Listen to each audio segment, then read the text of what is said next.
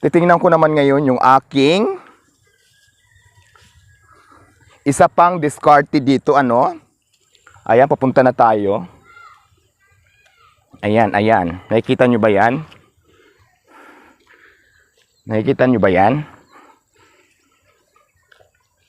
Ayan.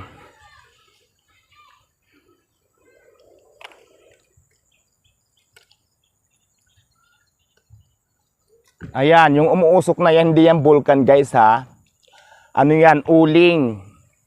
Ganyan mag-uling, tinatakpan yan. Tapos, pag wala ng usok, mga 1 day na siya, wala ng usok, kaya inabot siya ng 2 days. Tatanggalin na yan yung mga nakalagay sa taas. Kasi, tatanggalin na yung uling. Pero kailangan muna, wala na siyang apoy para make it sure na maging uling na siya, hindi siya kahoy hindi siya kahoy. Ayan. Dito sa baba, ayan. Pasingawan din to, may umuusok din dito. Pasingawan ng usok kasi kailangan, guys, para dire-diretso yung kahoy sa loob, kailangan may mga sumisingaw katulad niyan sa itaas, 'di ba, umuusok. Kailangan may sumisingaw diyan para dire-diretso po yung apoy. Pag wala nang umuusok diyan, guys, pwede mo na siyang buksan.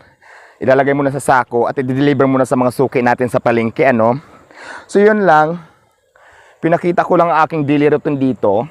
Sa umaga, trabaho. Tapos pag uwi ng hapon, manguha ng kangkong. At mag-uling pagkatapos, di ba? Siyempre akyat na ako dito. Ayan. Tapos pagkatapos na ako mag-uling, tapos na ako mangangkong, ayun, nakita mo yung mga sa taas, mga lalaki yan. Aurahan mo na yan ngayon yan. Siyempre kailangan maligo muna ako, magpaganda muna ako, mag-make up muna ako, di ba? So paano, guys? Ayan, pinasilip ko lang sa inyo, no, yung mga daily routine natin dito. So ayan, yun lang.